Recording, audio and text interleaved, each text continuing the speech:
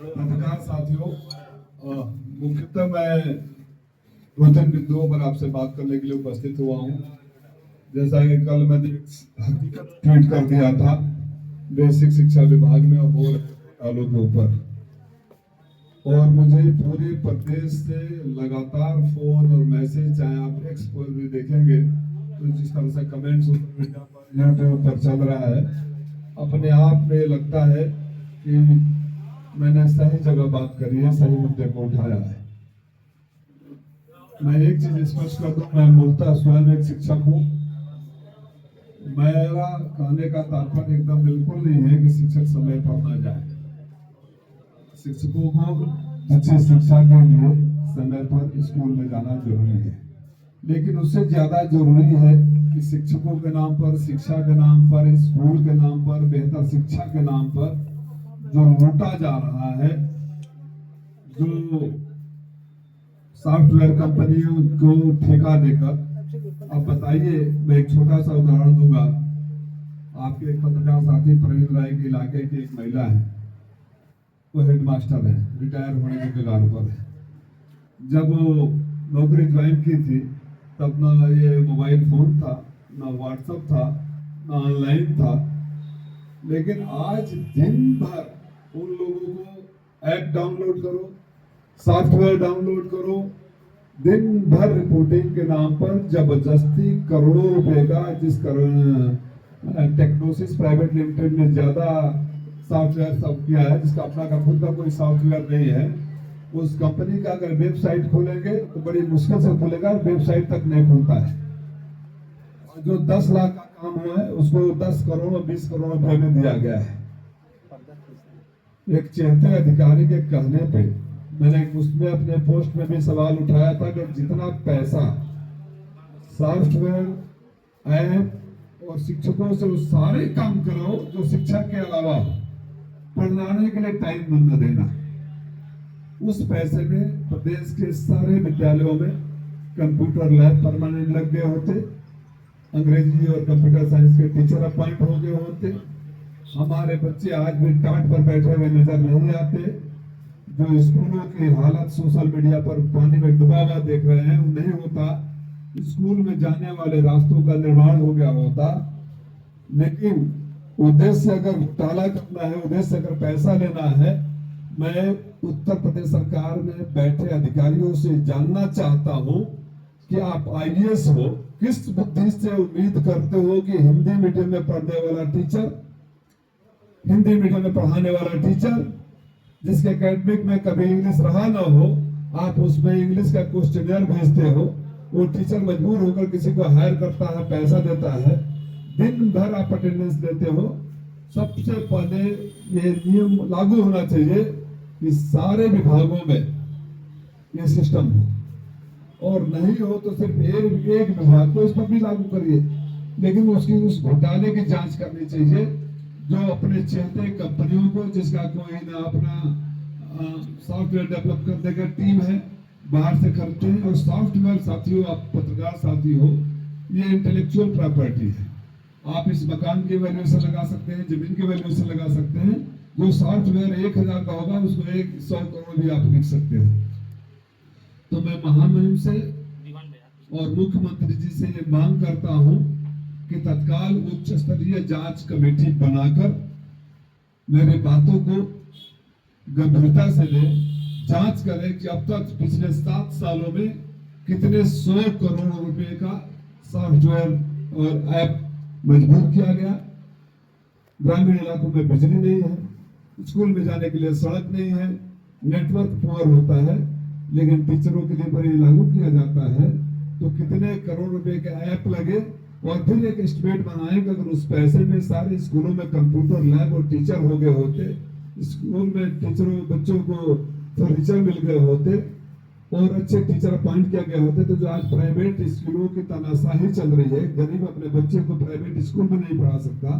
मैं बड़ी ईमानदारी से जानता हूँ, आप इतने पत्रकार बंधु हो, आप अपने बच्चों को किसी अच्छे इंग्लिश मीडियम में एडमिशन कराने के हैसियत में नहीं हो, क्योंकि उनकी फीस इतनी ज्यादा है कि आप दे नहीं सकते।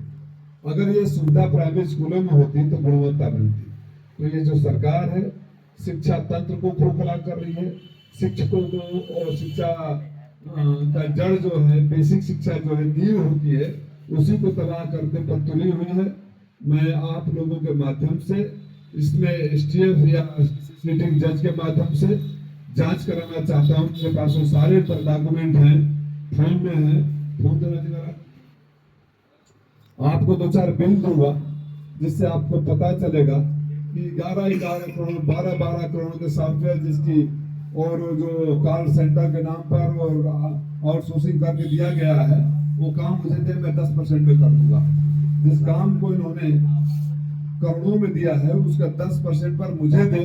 राजीव राय सांसद घोषित कर रहा है, उसी काम को मैं 10% में करवा कर दूंगा और बाकी पैसे को आप उन स्कूल के basic infrastructure, teacher, quality education पर खर्च करिए। बेसिक शिक्षा किसी के लिए कमाने का धंधा नहीं है। जो अधिकारी से पहले डायरेक्टर था, उसके संपत्ति की जांच होनी चाहिए, उसके परिवार की संपत्ति की जांच होनी चाहिए। अब देखिए,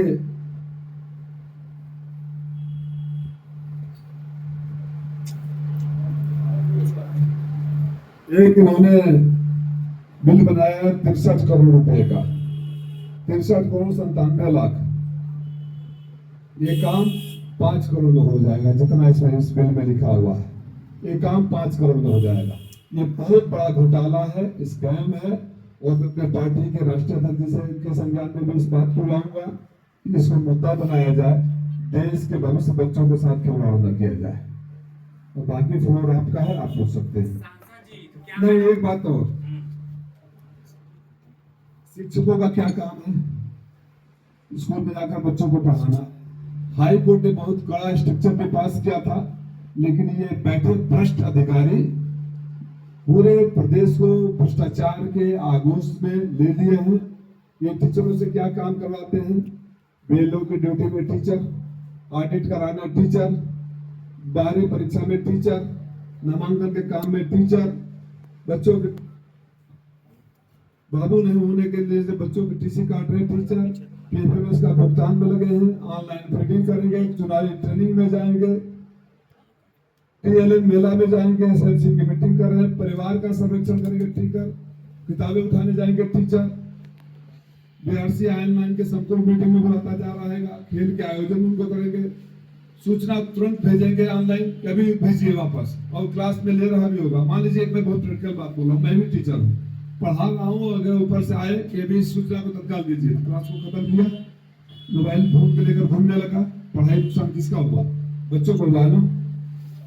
रसोईया, पुताई, मुरम्मत, बच्चों को घर से बुलाओ, पाठ पुस्तक बांटो, कोटेदार का गल्ला उठाओ, प्रधान से मिलो, रसोईया के करो, कलर का काम करो, बिस्तर करो, इसके अलावा जनगणना करो, गाय गिनो, बच्चों को गिनो, ये सब टीचरों का काम नहीं। शिक्षक का परिभाषा क्या होता है, उस परिभाषा के परिधि से और हाई कोर्ट के स्ट्रक्चर से बाहर शिक्षकों से कोई काम।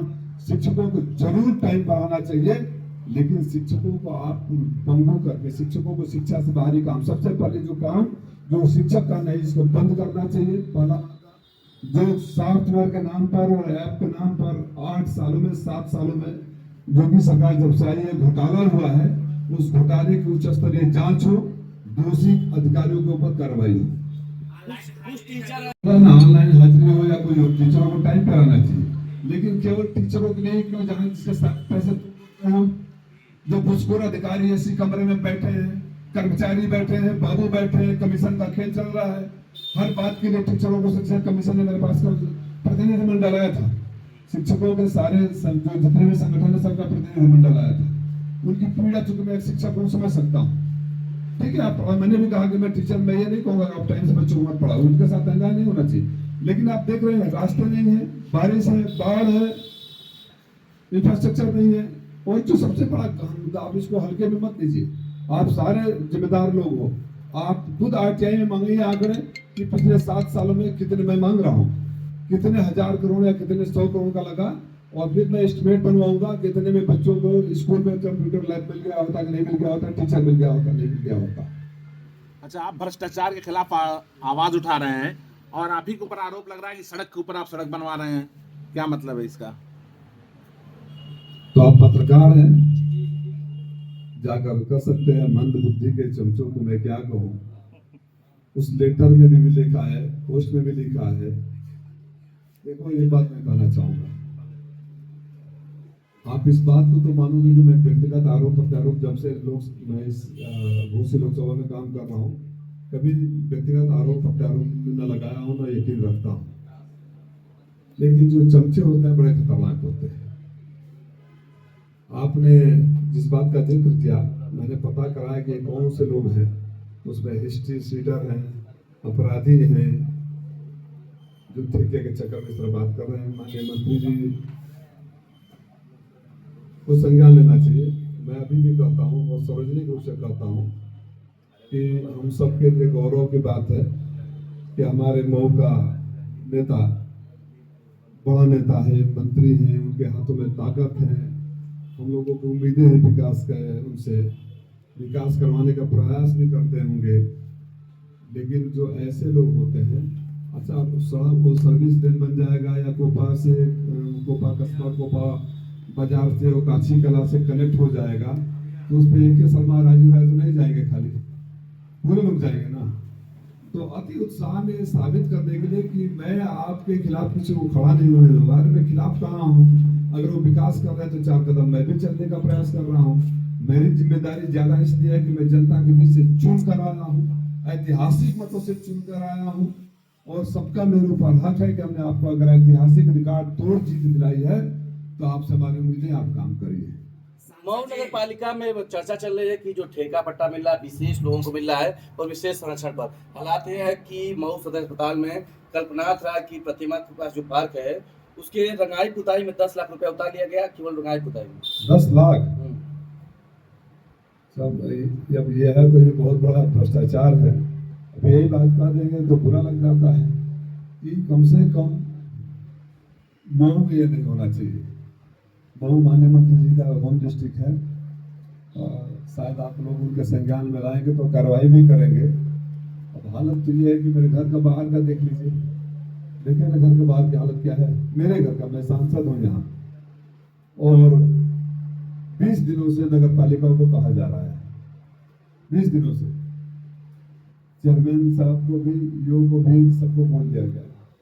तो सुधार की गुंजाइश हमेशा होती है, किसी को अपने ईगो पर नहीं लेना चाहिए। और जहाँ आप ठेके पट्टे की बात कर रहे हैं कि कहीं विशेष व्यक्ति से या विशेष जगह से होता है, तो मैंने दोनों लोगों को कहा है, मेरे पास भी शिकायतें आई थी कि सुनिश्चित करें कि पहला कार्य वही हो जहाँ जरूरत हो, कार्य वहाँ ना हो जहाँ ठेकेदार को जरूरत हो।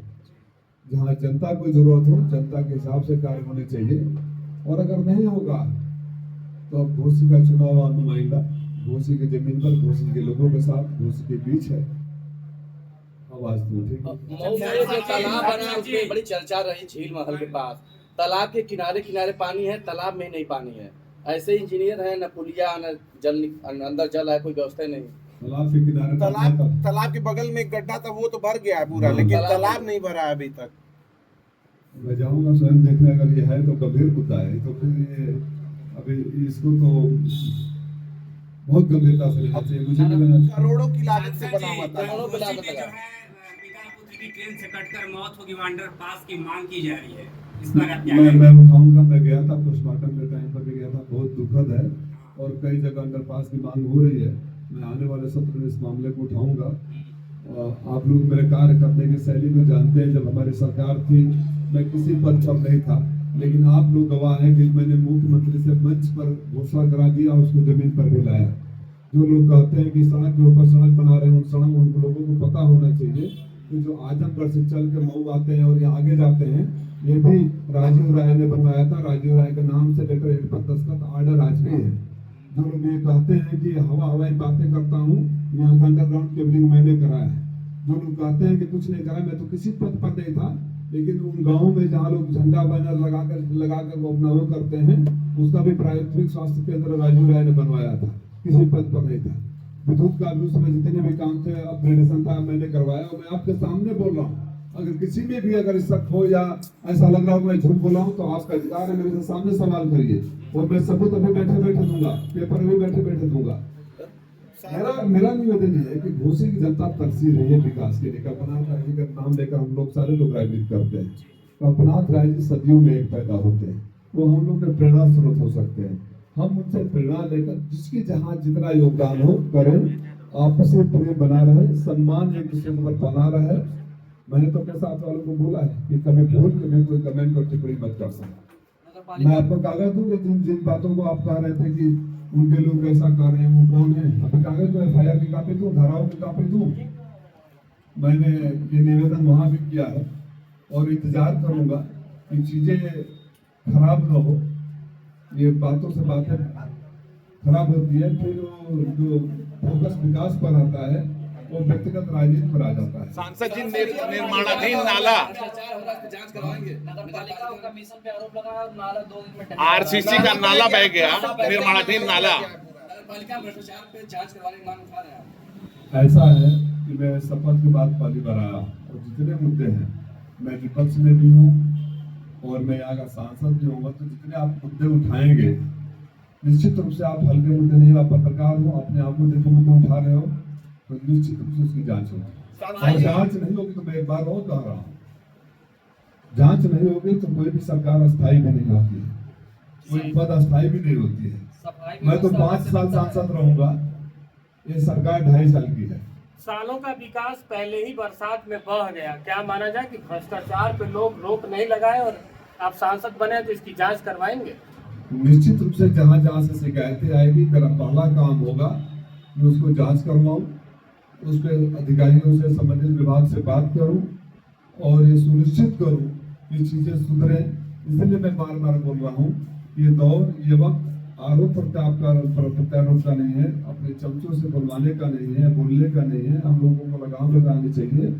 ये दौर मिलकर काम करने का है। घर में भी 4 लोग होते हैं तो 4 लोग की अलग अलग भूमिका होती है, तो मेरी भी कोई भूमिका होगी, मैं अपनी भूमिका का निर्माण करूंगा। बारिश में देखने को मिला कि किसी भी सरकारी अस्पताल में वाटर ड्रेनेज सिस्टम नहीं है, जबकि मस्ट है कि सारे सरकारी भवनों में वाटर ड्रेनेज सिस्टम होना चाहिए। इसका परिणाम यह है कि पूरे बारिश का पानी जिला अस्पताल में भर गया, अधिकांश सरकारी बिल्डिंगें।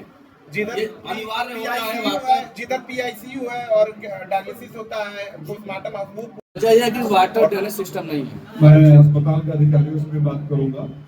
आपने लाया संज्ञान में, मेरे से जो योगदान होगा मैं योगदान करूंगा। मेरे निधि से अगर कुछ हो सकता है तो मैं आपके सामने कह रहा हूँ, मैं अपनी निधि भी दूंगा बजट के बाद, यदि मुझे कोई निधि मिली नहीं है। लेकिन अस्पताल में लोग जिंदगी बचाने जाते हैं, वहाँ अगर ऐसी स्थिति पैदा हो कि इन्फेक्शन फैल जाए और लोग इलाज कराने जाए मर के आए, वो बहुत ही दुखदायी, पीड़ादायक, दुर्भाग्यपूर्ण होगा। मेरे से जो हो सकेगा मैं करूँगा। अधिकारियों से बात करके, कल मैंने CMS से बात किया था, वो कुछ डायलिसिस में 10 बेड बढ़ाने के लिए मुझसे निवेदन कर रहे थे। मैंने बोला आप ये कर दीजिए, मेरे जो हाथ में है, मेरे जो हाथ में है सब कुछ मैं करूँगा। और अगर अभी नहीं तो निश्चित रूप से सरकार बदलेगी। जो लोग बोला करते थे कि हम सबको आत्मनिर्भर बनाते हैं, वो खुद ही 2 पार्टियों पर निर्भर है, जिनके ऊपर निर्भर रहना है अलग बात है। तो ये भ्रम कोई न रहे कि फिर सरकार बनेगी। अभी सेमीफाइनल था, फाइनल 27 में होगा। जब सरकार की विदाई हो जाएगी तो दोनों काम होंगे। जो अभी नहीं करा पाया, निश्चित रूप से अगर मेरी सरकार रहती, मैं एक और बात कर रहा हूँ, मैं ये प्रयास करूंगा कि जब भी दिल्ली में सदन के बाद लौट कर आऊँ तो घोसी के लिए कुछ न कुछ लेकर आऊँ और सारे लोगों से सहयोग चाहूंगा। तो जो अभी विकास नहीं कर पाया, भ्रष्टाचार की जांच अगर कहीं नहीं हो पाई, तो जब सरकार बदलेगी तो दोनों काम निश्चित रूप से पूरा करूंगा। सांसद जी, ग्रीनलैंड की जमीन पर लगातार 2 दिनों से बुलडोजर चल रहा है, इसमें एक सपा का नेता अभी उसमें जद में है। सचिव ऐसा है कि जो कागज मैंने देखा, आप हाजी इरफान साहब की बात कर रहे हैं, तो सिंचाई विभाग में 2020 में और 2022 में जिस विभाग को सिंचाई विभाग ने जांच करके, उसमें मैंने वो कागज में देखा कि सारे बिंदुओं पर जांच किया गया और सिंचाई विभाग ने क्लीन चिट दे दिया और हाई कोर्ट से स्टे ऑर्डर है। और आपने एक चीज और गौर किया कि नहीं किया, जब उनका जो नोटिस का डिटेल है उसमें जात का नाम मुसलमान लिखा है। ये मुसलमान जात को चिन्हित करके और हाई कोर्ट के आदेश के बावजूद, तो सबसे पहले अगर दोनों रिपोर्ट सिंचाई विभाग का गलत है तो उन अधिकारियों के खिलाफ FIR होना चाहिए जिन्होंने जांच कर बिंदुवार रिपोर्ट दिया है। आप कागज मांगिएगा उनसे। मैंने कल कागज देखने के बाद अधिकारियों से बात किया है। मुझे उम्मीद है डीएम साहब से थोड़ा मीटिंग ज्यादा रहती है, क्योंकि अभी तक ऐसी कोई बात नहीं हुई है कि वर्तमान के दोनों अधिकारी अभी तक ऐसा कोई बड़ा मुद्दा नहीं आया है। तो उम्मीद करता हूँ कि न्याय होगा। नहीं न्याय होगा तो हर चीज का न्यायालय है ना, न्यायालय है। कुछ अहंकार अहंकारी सोच वाले जिनका गलत सोचता है, छोटे दूसरे और तीसरे दर्जे के अधिकारी दोनों जिले में है, थाने से लेकर तहसील और एसडीएम के ऑफिस तक, जो अभी भी बाज नहीं आ रहे हैं, उनको भी मैं चेतावनी दे रहा हूँ कि अपने आचरण को बदलो, भाषा को बदलो, और नहीं बदलोगे तो हम याद रखेंगे। आप शिक्षा विभाग से शुरुआत की, मऊ बीएसए ऑफिस में स्थिति है कि बाबू शिक्षकों का फोन से अटेंडेंस लेते हैं और जो नहीं मिलता है तो उससे वसूली चल रही है। तो अधिकारी बाबुओं का पूरा राज चला, बाबू वसूली कर रहे हैं शिक्षा विभाग में। ये पूरे प्रदेश की सच्चाई है। लेकिन ये कल जब मेरे आते जब आया तो मैंने बीएसए को फोन किया और मैंने उनसे कहा है कि अगर ऐसा हो रहा है तो इसको रोक लो, और नहीं रुकोगे तो मैं खुद ही आकर बैठूंगा। मैं उन लोगों में से नहीं हूँ जो लिखा पढ़ी खाली करते रहे, और कोई अधिकारी कितना भी पढ़ा हो राज्य में ऐसे ज्यादा लिखा पढ़ी भी नहीं कर सकता है। सांसद जी, सड़क सुरक्षा बांध और नदी के बीच में जो अतिक्रमण है, अतिक्रमण के नाम पे बुलडोजर चल रहा है, लेकिन जो मलबा है वहीं रह जा रहा है। तो किस तरीके से नदी चौड़ी होगी और आखिर इसका मकसद क्या है? मलबा वहाँ छोड़ना सिर्फ नहीं। मकसद जो आप कह रहे हैं वो नहीं है, मकसद उनका है। मैंने बोला ना, सर्टिफिकेट पर, नोटिस पर मुसलमान जाति लिखा हुआ है। ये क्या काफी नहीं है? मकसद क्या है? काफी है कि नहीं है? अगर कोई सही सकारात्मक मकसद हो तो मैं आपके साथ हूँ। मैं भी चाहूंगा कि कल्पनाथ राज्य के सपनों का, जिला सपनों का विकास सुंदर हो, स्वच्छ हो, सुसज्जित हो, चौड़ा हो, अतिक्रमण मुक्त हो। लेकिन आप चिन्हित करके कार्रवाई करेंगे तो हिसाब किताब होता रहेगा। जिंदगी बड़ी अजीब है, किसी न किसी मोड़ पर मुलाकात होगी। बाबा को क्यों बचाया जा रहा है?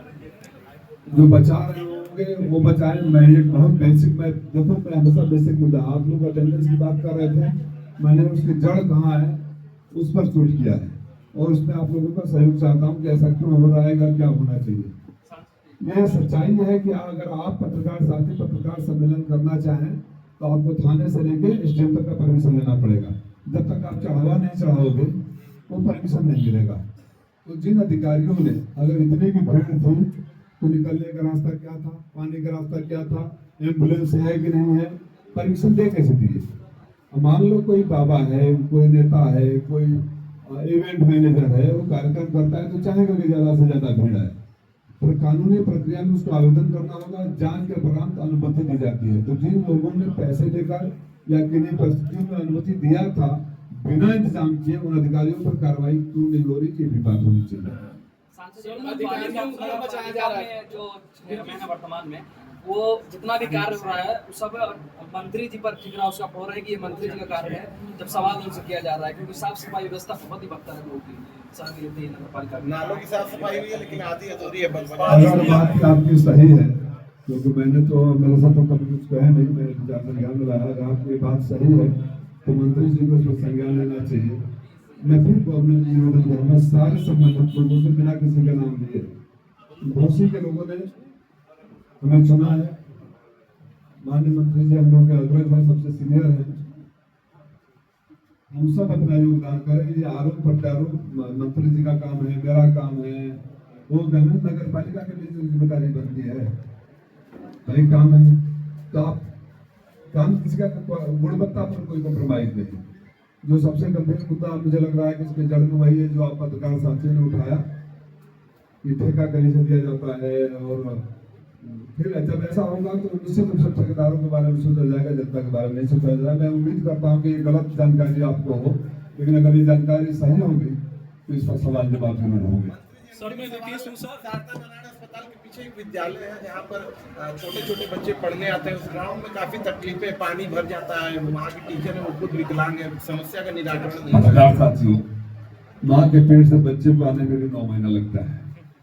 अभी तो मेरे कुछ नहीं हुए, आप लोगों से अनुरोध करूंगा, मैं आपकी तारीफ करूंगा जिसपे बाकी से आप शहर की समस्याओं को उठा रहे हैं।